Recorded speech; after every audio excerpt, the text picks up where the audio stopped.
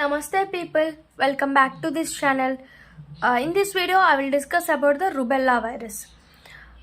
Morphology of rubella virus. Same as paramyxovirus, but it does not contain Na and Ha antigens.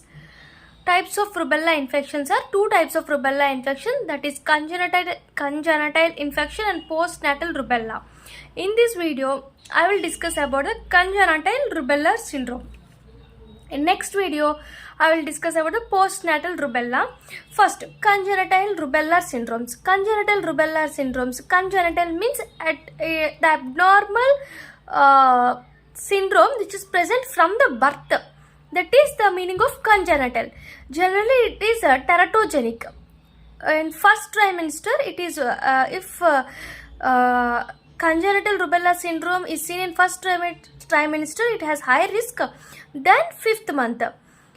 Generally, congenital infections are seen in torch, pneumonic torch, toxoplasm, rubella virus, C means cytomegalovirus, H means herpes simplex virus. Cytomegalovirus comes under herpes virus. Others like varicella, syphilis. These are the mnemonic of congenital infection. One of the congenital rubella infection is rubella virus. See, first you should write about congenital rubella infection. It is teratogenic. First month is high risk. First trimester is high risk than 5th month. Clinical manifestations are two clinical manifestations in congenital. They are permanent congenital defects and transient congenital rubella defects. Permanent means it has three. That is called permanent means triad. See, it defects on heart, it defects on ear, and defects on eye. Sometimes defects on CNS means brain. First, ear, defect on ear. Ear defect is sensory neural defense. What is that? Sensory neural deafness. If there is permanent congenital defect of rubella leads to deafness. Ear defect. Next, ocular. Ocular means cataract will be formed and retinopathy. Salt and pepper retinopathy. It's salt and pepper means it is in the eye it shows like salt and pepper. So salt and pepper retinopathy, cataract from eye. Ear means deafness, sensory neural deafness, and retinopathy and cataract. And heart. Heart means PDA means patent ductus arteriosus. Next, pulmonary arterial stenosis and ventricular septal defect. First, patent ductus arteriosus. Next, pulmonary artery stenosis. Artery. Next, septal means ventricular septal defect, and artery means pulmonary artery stenosis, and patent ductus arteriosus comes under cardiac defects. These are the three permanent congenital defect. Other one is CNS defect. Because of CNS defect, it leads to mental retardation, microcephaly, motor delay, and autism.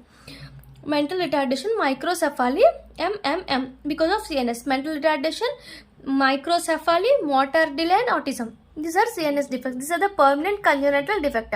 Should write permanent congenital defects are heart means patent ductus arteriosus. Next, pulmonary artery stenosis and ventricular septal defect.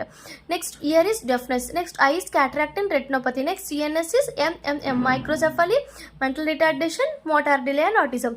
Next, transient congenital rubella.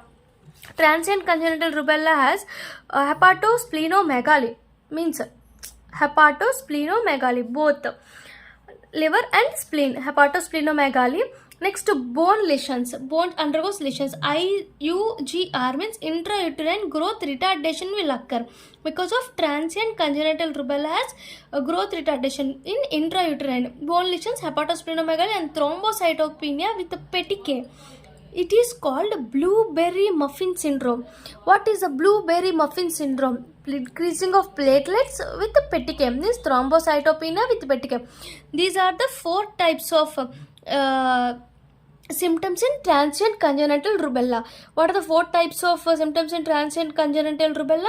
Hepatosplenomegaly, bone lesions. Next, IUGR, growth retardation in intrauterine growth retardation. Next, thrombocytopenia with petechiae. It is called blueberry muffin syndrome. Next, lab diagnosis. In this rubella syndrome, congenital means it consists of antibodies, IgM antibodies, IgG antibodies. First, IgM antibodies is generally IgM antibodies does not cross the placenta.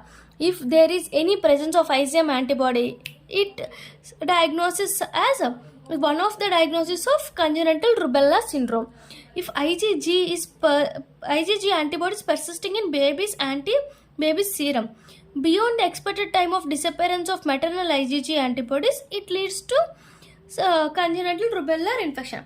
Generally, IgG antibodies of mother is generally present in baby at some time, means after 9 months of age, the antibody should be disappear. But after 9 months of age, if there is any presence of maternal IgG antibodies, then it is one of the cause for congenital rubella infection. These are the two antibodies in lab diagnosis. Next lab diagnosis is isolation of virus. Virus isolation, generally it generally is take isolation from throat swab, urine, CSF. It is positive in first 6 months after the birth. After the birth, in first 6 months, isolation of virus, if there is any positivity, it is called congenital rubella syndrome, isolation of virus. Next, reverse transcriptase PCR for detection of viral RNA. In next video, I will discuss about the postnatal rubella. And this is the congenital rubella syndrome. Congenital rubella syndrome is first it is teratogenic, first month risk, first trimester is risk, fifth month is negligible. Next clinical manifestations are two types, permanent and transient. Next lab diagnosis IgM, IgG. Next isolation of viruses and reverse transcriptase PCR. Thank you. Please subscribe this channel and please support us in next video, continuation of postnatal rubella. Thank you.